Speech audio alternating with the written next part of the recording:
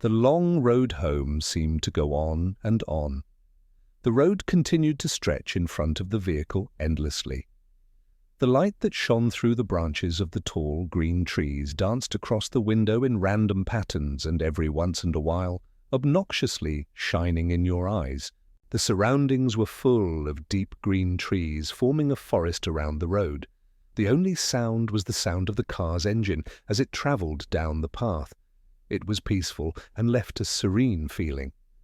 Although the ride seemed like a nice one, it lacked every form of nice from its two passengers.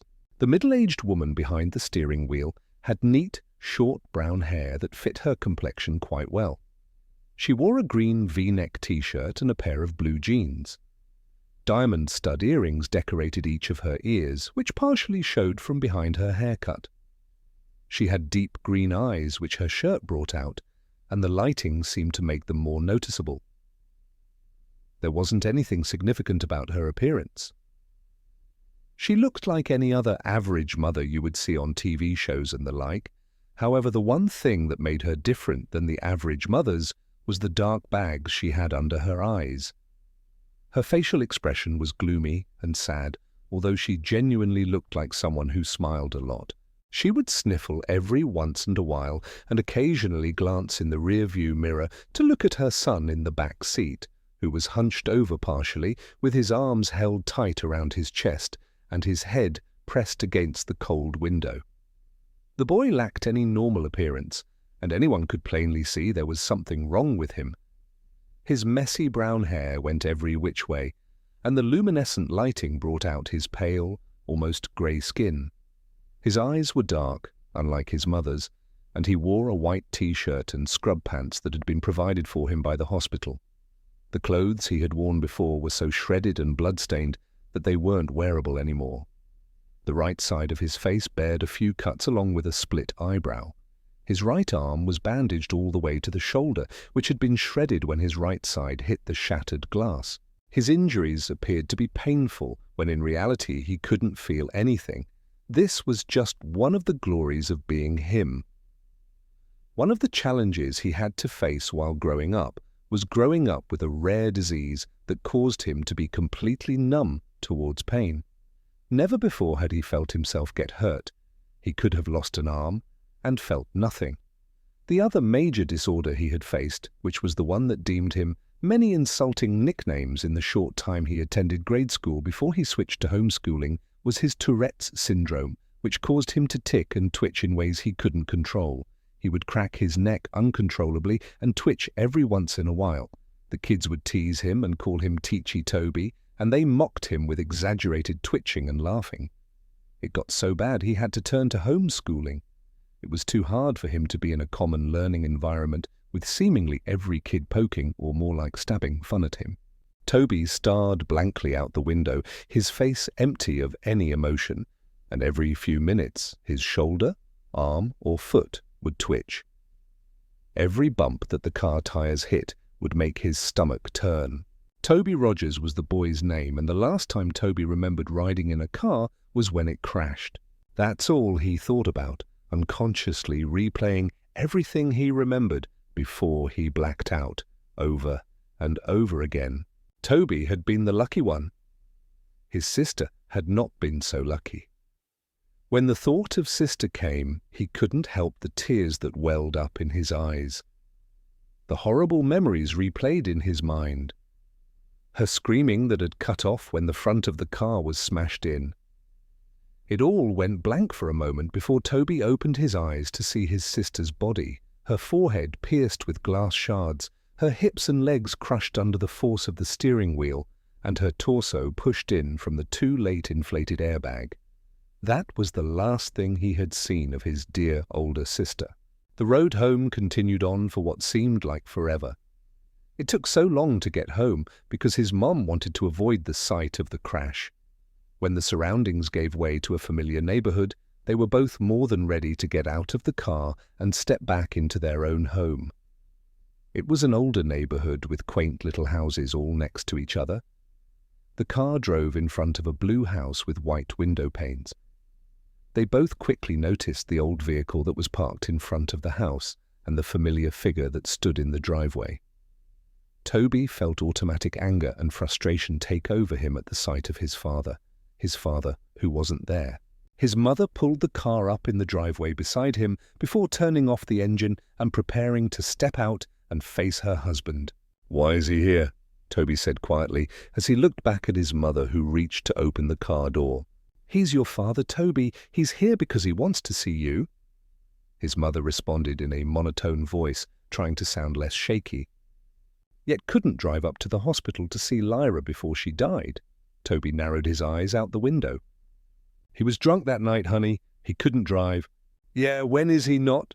Toby pushed the door open before his mother and stumbled out onto the driveway, where he met his father's gaze before looking down at his feet with a stern expression. His mother stepped out behind him and met her husband's eyes before walking around the car. His father opened up his arms, expecting a hug from his wife, but she walked past him and put her arm around Toby's shoulder and started leading him inside. "Connie," her husband began in a raspy voice, "what no welcome home hug, huh?" She ignored her husband's obnoxious words and walked past him with her son under her arm. "Hey, he's 16, he can walk by himself." His father began to follow them in. "He's 17. Connie glared back at him before opening the door to the house and stepping inside. "Toby, why don't we get you in your room to rest, okay? I'll come get you when dinner is ready." "No, I'm 16. I can walk by myself," Toby said sarcastically, and glared back at his father before stumbling up the small staircase and turning into his room, where he slammed the door violently. His little room didn't have much in it, just a small bed, a dresser, a window, and his walls had a few picture frames of his family, back when they were a family, before his father became an alcoholic and acted violently toward the rest of his family. Toby remembered when he was arguing with his mum and he grabbed her by the hair and shoved her to the floor. And when Lyra had tried to break it up, he pushed her and she hit her back on the corner of the kitchen counter. Toby could never forgive him for what he did to his mother and sister. Never. Toby didn't care how much his father beat him down. He couldn't feel it anyway. What he did care about was how he intentionally hurt the only two people he cared about. And when he was waiting in the hospital where his sister took her last breaths, the only one who didn't rush there was his dad. Toby stood by the window and looked out at the street. He could have sworn he saw something out of the corner of his eye, but quickly blamed it on the meds he was on. When dinner time had come and his mother called up to him, Toby came down the stairs and hesitantly sat down at the table across from his father and in between his mother and an empty chair. It was quiet as his parents picked at their food, but Toby refused to eat. Instead, he just watched his dad with a blank stare. His mother caught on to his staring and elbowed him slightly. Toby looked over at her slightly and then down at his uneaten food, which he still didn't touch. Toby laid in B. He pulled his covers over his head and stared at the window. He was tired, but there was no way he would fall asleep. He couldn't. There was too much to think about. He had been debating on whether or not to follow his mother's directions and forgive his father, or continue holding a grudge with his boiling hatred. He heard his door creak open, and his mother padded into the room and sat on the bed next to him. She reached over and rubbed his back, which had been turned to her. "I know it's hard, Toby. Trust me, I understand, but I promise you it will get better," she said softly. "When is he going to leave?" Toby said with an innocent tone in his shaky voice. Connie let her gaze fall down to her feet. "I don't know, honey. He's staying as far as I know," she replied. Toby didn't respond. He just continued to look forward at the wall, holding his damaged arm near his chest. After a few minutes of silence, his mother sighed before she leaned in to kiss his cheek and stood up to walk out of the room. "Good night," she said as she closed the door. The hours passed slowly, and Toby couldn't quit tossing and turning. Every time he let his imagination take over, he heard the screeching of tires, the screaming of his sister, and he would uncontrollably jerk in bed. He threw off his cover, and lying on his back, he pulled his pillow over his face and cried into it. He could hear his own pitiful weeping. He would have been screaming and crying if he didn't press his pillow over his face. After a few seconds, he threw the pillow off his face and sat up, hunched over, holding his head and breathing roughly, tears streaming from his eyes. He couldn't help but cry. He tried to keep it in, but he couldn't stop the whining and whimpering as he sat there shaking. He inhaled before he stood up and walked around his bed to the window and peered out, taking deep breaths, trying to calm down. He rubbed his eyes and looked out at the group of tall pine trees across the street. He stopped suddenly, and his gaze slowly centered on something standing under the streetlight. He heard ringing in his ears and couldn't look away. The figure stood beside the streetlight, about 2 feet shorter than it did, long arms draped at its sides as it stared up at him with non-existing eyes. The figure had no facial features to speak of, no eyes, no mouth, no nose, yet it held Toby's hypnotized stare, seemingly peering into his very being. The ringing in his ears grew louder and louder each second he stared before suddenly it all went black. The next morning, Toby woke in his bed. He felt different. He wasn't tired at all, and when he consciously woke up, it felt like he had been lying there awake for hours. He had no thoughts flowing through his mind. He sat up slowly and stumbled over to the wall, but when he stood, he automatically felt dizzy. He stumbled to the doorway and walked down the stairs. His parents were sitting at the table. His father was tuned in to the small TV that sat on the countertop, and his mother was reading the newspaper. She quickly looked over when she felt Toby's presence looming behind her. "Well, good morning, sleepyhead. You've been sleeping forever," she greeted him with a hesitant smile. Toby slowly looked over at the clock and noticed that it was 12:30 p.m. "I made you breakfast, but it got cold. I was going to wake you, but I felt you needed sleep." Her expression fell from happy to worried as her son resisted responding to her. "Are you all right?" Toby stumbled over and sat by his father. He felt as if he was on idle and had no control over his actions.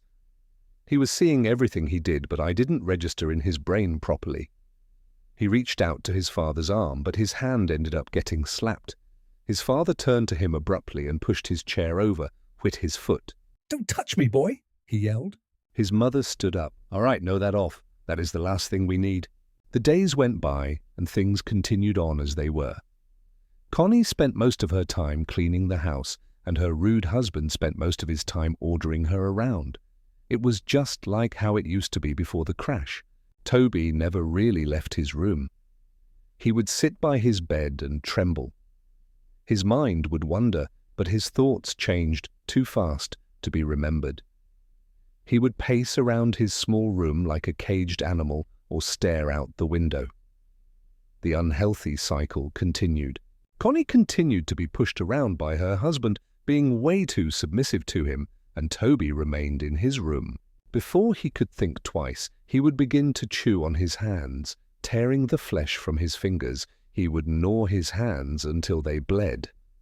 When his mother walked in on him while he was doing so, she reacted horribly. She rushed him downstairs and grabbed the first aid kit, wrapping his hands in bandages.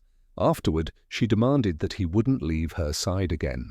Toby isolated himself so much that he grew to hate being around others. His memory grew glitchy as well. He'd start missing memory of minutes, hours, days, and so on. He would begin talking nonsense about things completely unrelated to the conversations he would have. He'd go off about seeing things, sharks in the sink as he washed the dishes, hearing crickets in his pillows and seeing ghosts outside his bedroom window. His mother grew so anxious about his mental health that she decided it would be good for him to talk to a professional about what he was feeling. Connie walked Toby into the building, holding his hand and guiding him in. She walked him up to the front desk and began talking to the lady who sat behind it. "Mrs. Rogers?" the lady asked. "Yes, that's me," Connie nodded. "We're here to see Dr. Oliver. I'm here with Toby Rogers." "Yes, right this way." The lady stood and led them down a long hallway. Toby looked at the framed artwork down the halls and tuned in to the sound of the lady's high heels on the hardwood floor. She opened the door to a room with a table and 2 chairs. "If we can get him to sit in here for a few minutes, I'll get the doctor." She smiled and held the door open. Toby stumbled into the room and sat down at the table. He looked over at his mother and the lady before the door slowly shut behind them. He looked around the room before he held up his tightly bandaged hands and began to bite at the bandages to unwrap his hands, but he was interrupted as the door swung open and a young woman in a black and spotted dress with light blonde hair stepped in, holding a clipboard and a pen. "Toby?" she asked with a smile.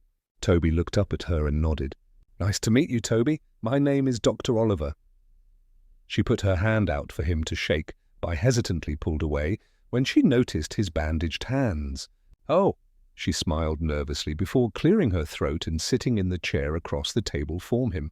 "So I'm going to ask you a few questions. Try to answer them as honestly as possible, okay?" She placed her clipboard down on the table. Toby nodded slowly and held his restrained hands in his lap. "How old are you, Toby?" 17, he responded quietly. She wrote that down on the paper that was clipped to the clipboard. "What is your full name?" "Toby Aaron Rogers." "When is your birthday?" "April 28th. "Who is your immediate family?" Toby paused for a minute before answering her question.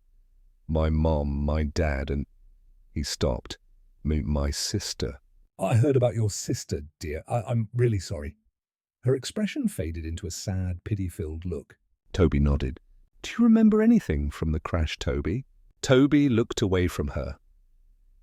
His mind went blank for a moment. He looked down at his lap, and in the surrounding area he heard a faint ringing sound. His eyes widened, and he froze in place. "Toby?" the counselor asked. "Toby, are you listening?" Toby felt a shiver go down his spine until he froze once again and slowly looked over out the little window through the door where he saw it. A dark, featureless figure peering in at him. He stared, eyes widened, the ringing growing louder and louder until suddenly the loud voice of the counselor broke his trance. "Toby!" she yelled. Toby jumped and fell sideways out of his chair and backed up into the corner. Dr. Oliver stood up, holding her clipboard to her chest, a surprised look in her eyes. Toby met her eyes again, his breath hitching as he twitched. That night, Toby lay in bed. His eyes were dazed as he stared straight up at his ceiling. He could feel himself begin to doze off when he heard the scattering of footsteps down his hallway. He sat up and looked towards the doorway, his door wide open. There was no light. Everything was lit by the luminescent blue glow of the moon through his window, leaving a cold lighting. He stood up and slowly made his way toward the doorway, when suddenly the door, which previously was wide open, slammed in his face. He gasped and fell back. He was out of breath when he hit the ground, and he began breathing heavily, his eyes wide open. He waited for a few seconds before getting back on his feet.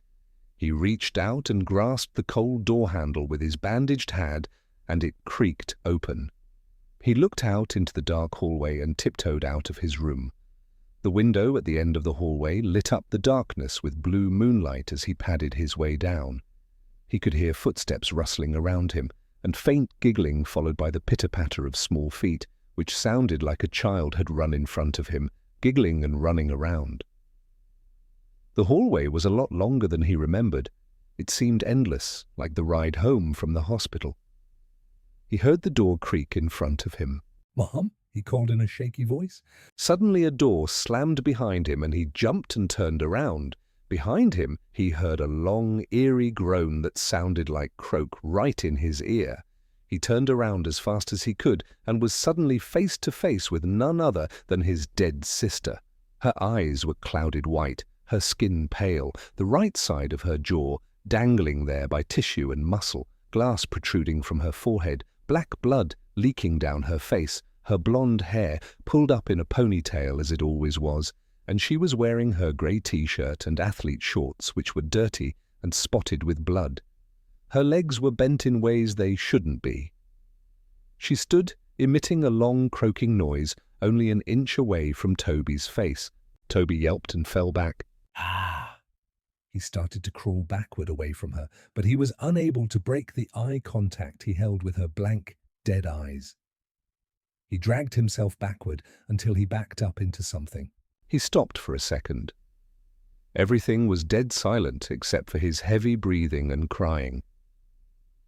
He slowly looked up to meet the blank face of a tall, dark figure, the same figure that stood over him now. Behind the tall, dark mass were rows of children looking to range from 3 to 10 years old, their eyes completely black and dark. Black blood leaked from their eye sockets.